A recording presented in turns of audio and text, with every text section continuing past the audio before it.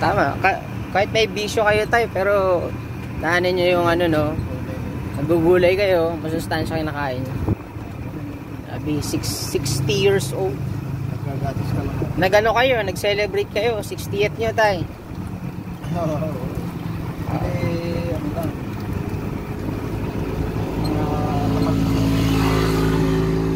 Pero tay, nabawa, 60 na kayo.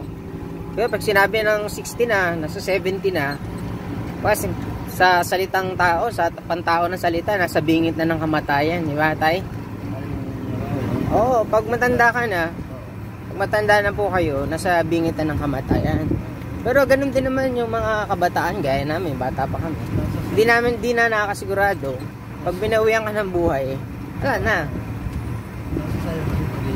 Oh. Yung tatay ko namatay, 90 years old, malakas pa. Ano kinamatay niya tay? Baga lang walang bantay kasi sa bahay. Nabagok. Nako. Sa CR. Ayan. Hindi naman nasabi ka ng nanay ko. Ilang taon siya noon tatay? Nanay ko 80? 88. Grabe. Yung tatay ko 90, malakas pa. Nasa probinsya sila nabuhay tay.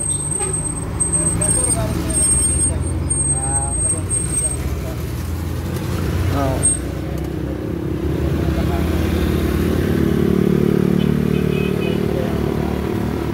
Mahilig sa mga kakartitan na Oo. Magulay talaga. Tsaka ano na, ehersisyo din. Tayo, halimbawa, binawian kayo ng buhay. Kung ayaw naman natin mangyari yun, pero darating ang pagkakataon na mamatay yung tao. Kung sakali bawian kayo ng buhay, saan po kaya ninyo sa palagay kayo tutungo? Sa langit o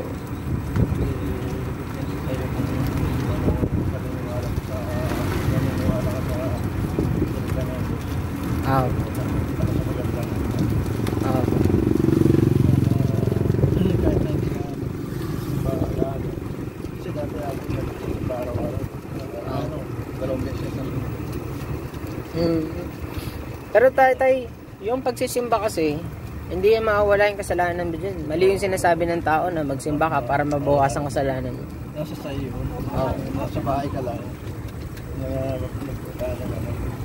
Naalala mo yung Oo. Pero alam mo tay, kahit maalala mo ang Diyos o maalala mo yung salita ng Diyos, yung kaligtasan sa kamatayan tsaka sa impyerno, hindi nakabase dun tayo. Nakabase doon, dito lang tayo sa gilid lang tayo.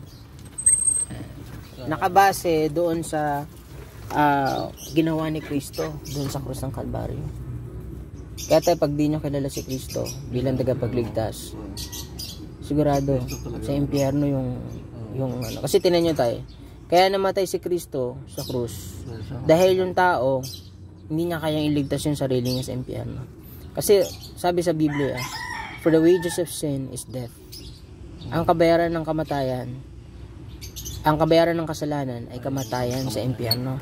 Kaya pag binawian kayo ng buhay tayo, mga tao, pag binawian tayo ng buhay, automatic sa impyerno tungo natin. So sabi sa Bible yan tayo, Romans 6:23. Pero ayaw ng Diyos na pumunta tayo sa impyerno. Alam yung ginawa niya tayo? Alam yung ginawa ng Diyos para hindi tayo pumunta ng impyerno? Isinugo niya ang kanyang bugtong na anak. Alam natin yan tayo. Alam natin na isinugo niya yung kanyang bugtong na anak. Huwag kayong mag-alala tayo sa oras niya. Dagdagan ko na lang yung bayad. Baka siyempre nakabiyahe kayo. Ang dahilan kung bakit isinugo ng Diyos yung kanyang bugtong na anak, dahil tayo hindi natin alam kung saan tayo pupunta di ba? Masasabi nyo ba tayo with all confidence na pupunta kayo ng langit? Hindi natin alam. Bakit? Kasi meron tayong kasalanan. Kaya hindi mo masabi na sa langit tayo tutungo dahil may kasalanan tayo. Pero ang magbibigay sa atin ng katiyakan ng langit, yung bugtong na anak ng Diyos, si Kristo. Tama? Nung sinugo niya ang kanyang bugtong na anak, sabi sa Bible, for God so loved the world. Inibig ng Diyos. Gayon na lamang ang pag-ibig ng Diyos sa sanlibutan. For God so loved the world that He gave His only begotten Son. Anong reason? That whosoever believeth in Him. Kung sino man yung manampalataya sa Kanya ay magkaroon, believeth in Him, should not perish but have everlasting life. Kapag tayo ay nagtiwala kay Kristo, tayo ay hindi mapapahamak sa lawa ng apoy, kundi magkaroon tayo ng buhay na walang hanggan. Kaya, na sinabi niya na, kung naniniwala ka sa Bible, okay naman. Pero, yung pagtitiwala kay Kristo yung sinasabi ng Bible. Whosoever believeth in Him should not perish, but have everlasting life. Si Kristo ay namatay sa krus ng Kalbaryo para linisin yung mga kasalanan ko. Paano? Kung siya ay namatay sa krus ng Kalbaryo, ang lahat ng mga kasalanan natin, ang lahat ng kasalanan ng mundo ay inako niyang Kanya. Namatay si Kristo na hindi naman niya sariling kasalanan. Namatay siya sa kasalanan ng iba. Ng iba.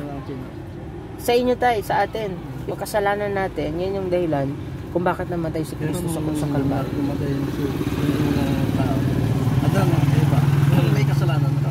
Kasalan na sila. Oh, tama yun. Namana. Yan, tama yun tayo. Sabi sa Bible, for by one man's disobedience, sa pamamagitan ng hindi pagsunod ni Adan, many were made sinners.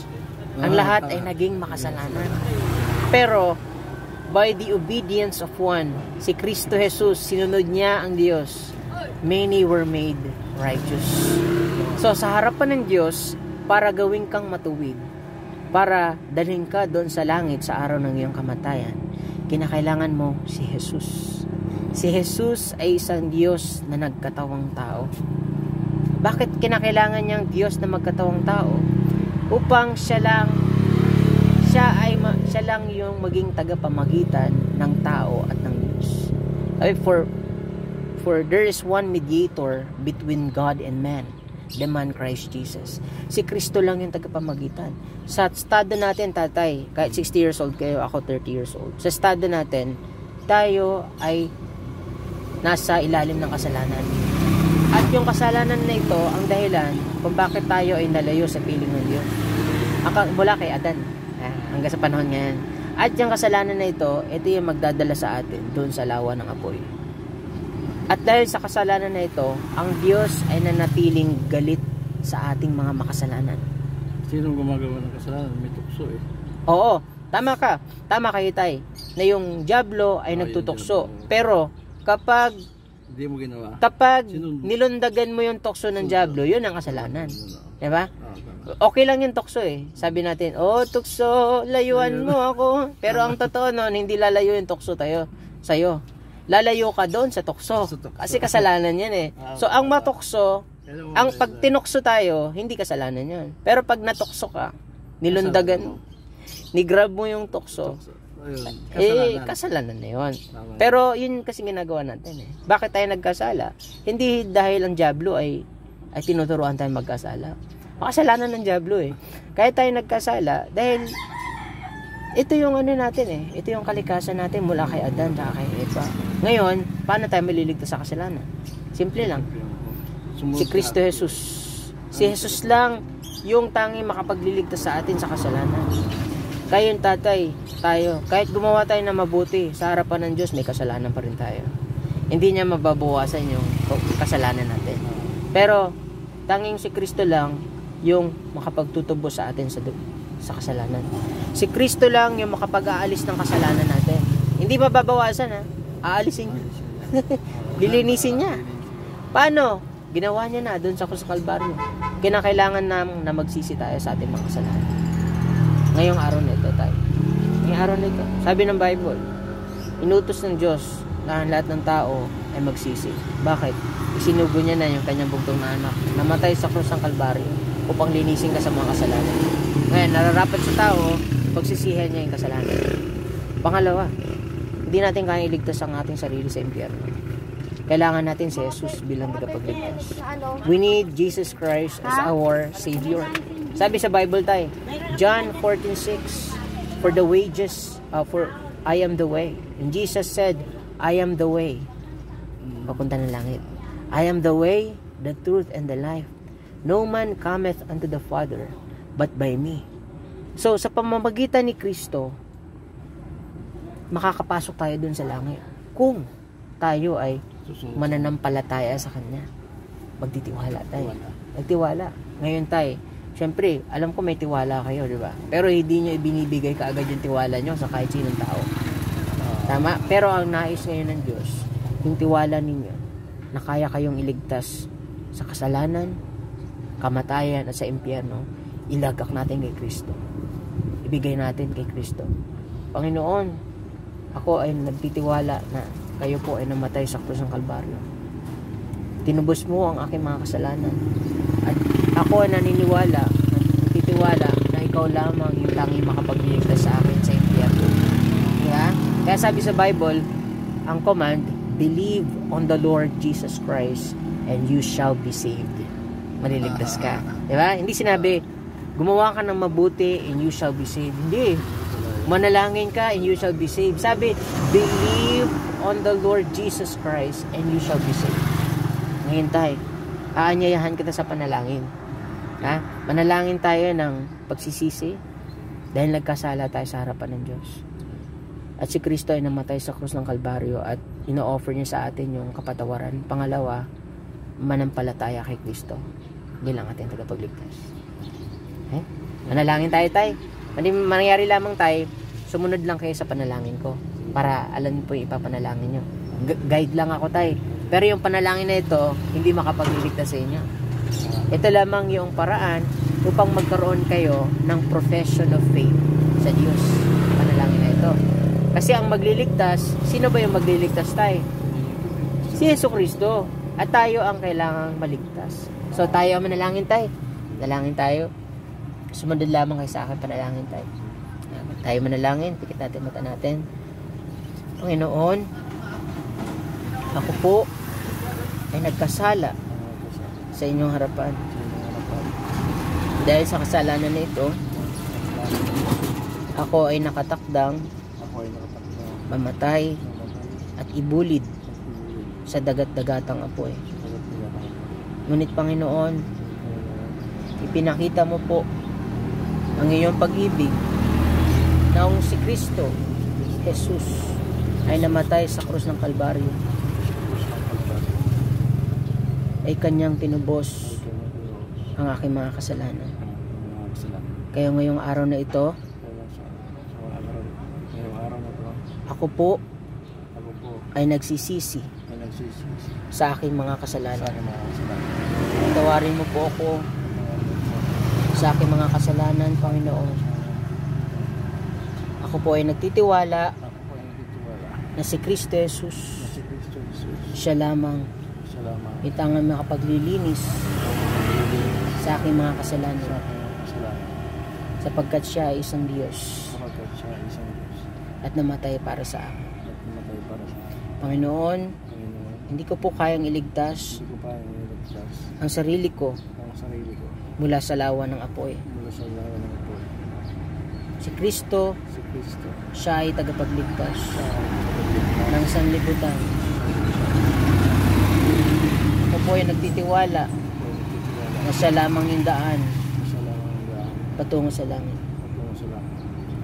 Kaya't akin pong binubuksan ng aking puso at tinatanggap si Kristo Jesus, nananalig sa Kanya bilang aking tagapagligtas. Ligtas mo po ako sa kasalanan, sa lawa ng apoy, at pagkuluban mo po ako ng buhay na walang hanggan. Ito ay aking dalangin sa pangalan ni Jesus. Amen. Tay, yung panalangin na yun, tay, hindi yun magliligtas sa inyo, tay.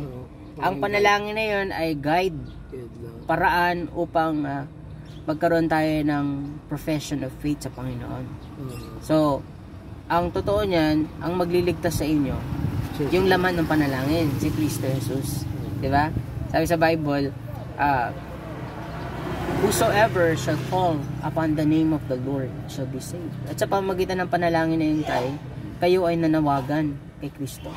Nanawagan ng tulong. Diba? Hindi kaya iligtas ang sarili sa kasalanan. Si Kristo lang yung tanging makapagliligtas sa atin sa lawa ng apoy. So si Kristo yung nagapagligtas. Jesus is the Savior of the world. Tama, di ba tayo? Now, the Bible says, kung tinanggap niyo si Kristo bilang yung tagapagligtas, ikaw na ngayon ay anak ng Diyos. Sa John 1:12 tayo, sabi doon, but as many as received Him, to them gave He power to become the sons of God, even to them that believe on His name. If you believe, you receive Christ, and you believe Him, you are one of the sons of God. Ikaw ay anak ng Diyos. Yeah? So, kung hindi ka nanampalataya, hindi mo tinanggap si Kristo bilang yung tagapagligtas, anak ka ng Diablo. Anak ka ng Diablo. Pero sabi sa Bible, if you receive Him, tinanggap niyo ba si Kristo tayo? You believe Him, nanampalataya ka kay Kristo tayo. And you are one of the children of God. So, sa John 1:12 yun tayo. And so, sana, maging yung araw na ito ay naging araw ng kaligtasan para sa inyo tayo. Okay? So, actually tayo,